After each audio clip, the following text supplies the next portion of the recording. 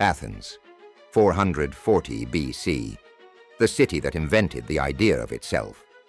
Not the most powerful city in Greece, Sparta has more soldiers. Not the richest, Corinth controls more trade. But Athens is doing something no city has done before. It is trying to define what a human being is, owed simply by being one. It is failing in spectacular and instructive ways. And it doesn't know it yet. The Parthenon is not finished. Right now it is a construction site. 15,000 tons of Pentelic marble being moved up a rock by human hands, by ropes, ramps, wooden cranes, and the collective muscle of a city, approximately half of whom are enslaved and own nothing. This is the contradiction Athens will never resolve. It built the most celebrated monument to human freedom in history using human beings who had none. We spend one day with 7 of them. Pericles is 55. He has been the dominant political figure in Athens for 20 years. Not a king, not a tyrant, never that. He is re-elected strategos every year because 6,000 men choose him. He is also paying for the Parthenon with tribute money from Athens' allies. Money those allies never agreed to spend on this.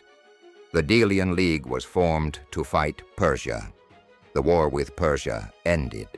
The money kept coming. Pericles decided what to do with it.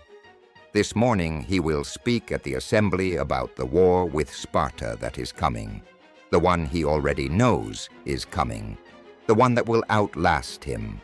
He rehearses on the empty bema before anyone arrives, because even Pericles is nervous before 6,000 people. Delia is 32. She is a pottery painter in the Kerameikos district, a red figure specialist so skilled that potters from across the Aegean want her name on their commissions. She is free, unmarried, renting her own room. She can walk through the Agora alone. She cannot vote, give evidence in court, or own property. Athens calls this normal. She paints Athena, goddess of wisdom, goddess of craft, on pots that will be buried with the dead. Nicias is 19. He attends philosophical lectures in the Agora with the intensity of someone who has just discovered that questions exist. 2 years ago, he had no framework for any of this. Now he carries a wax tablet everywhere. In 2 years, he will complete his military training and take the Ephebic oath and become a full citizen of Athens. He will be able to speak at the assembly, sit on juries, own land. He cannot imagine what that weight will feel like and thinks about it constantly. Zosime is 44. She runs a household of 7 people, her husband, 3 children, 2 household slaves, with no written lists and no visible effort. She knows the price of grain at 3 different market stalls, the current reliability of the water supply, and the mood of the neighborhood better than most men who vote on these things. She has not left her own district in 6 weeks. Citizen wives do not wander. This is considered appropriate. It is also, everyone agrees, how it should be. Mykon is 38. He was captured in a Thracian war 12 years ago and has been enslaved to a construction contractor since. He is the most technically skilled stone setter on the Parthenon site. The site master knows it, the other workers know it, and Mykon knows it. He sets the columns plumb. He advises on drum alignment. He catches errors before they become permanent in marble. He will not be remembered. The building will. Eudokia is 67. She remembers when the Persians burned the Acropolis.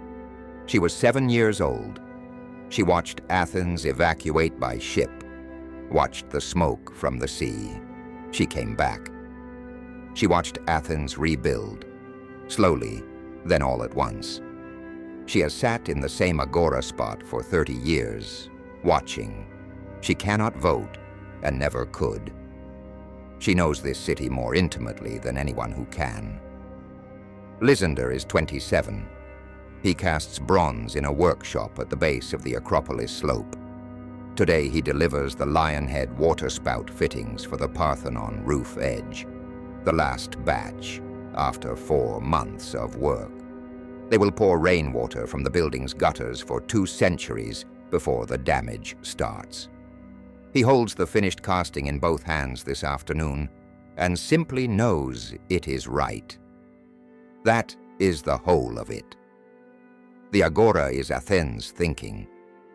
6 days a week it is simultaneously a market, a law court, a philosophical school, a barber shop, a rumor exchange, and the physical record of everything the city believes about itself. The Stoa colonnades are full of men talking. The jury of 500 men casts bronze votes on a defendant none of them know. A philosopher makes a point, and a merchant stops to argue with him. Eudokia watches all of it and says nothing, and misses nothing. The mix assembly meets in the afternoon. Pericles speaks for 20 minutes. The vote on war preparations passes. Not close.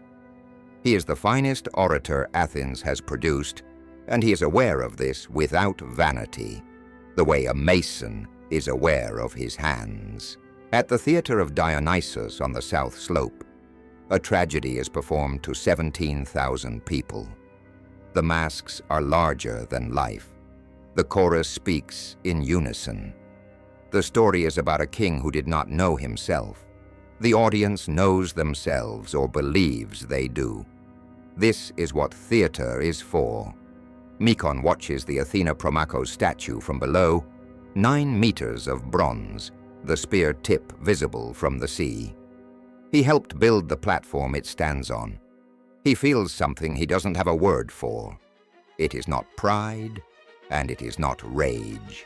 It is the specific feeling of having made something that will outlast everything that was done to you. Delia walks home alone through the amber evening. The street belongs to her in the way it does not belong to Zosime. Zosime fills the wine crater in the corridor and does not go in. Nicias writes until his wax tablet is full and starts again on the back. Eudokia holds her small terracotta Athena figurine and watches the Agora empty in the last light. Lysander looks up at the Parthenon silhouette on the walk home. His name will not be on it. He keeps walking. Athens invented democracy. Athens ran on slavery. Both of these things were true at the same time, in the same city, on this exact day. That is not a paradox. It is a description. History is rarely one thing. It never was.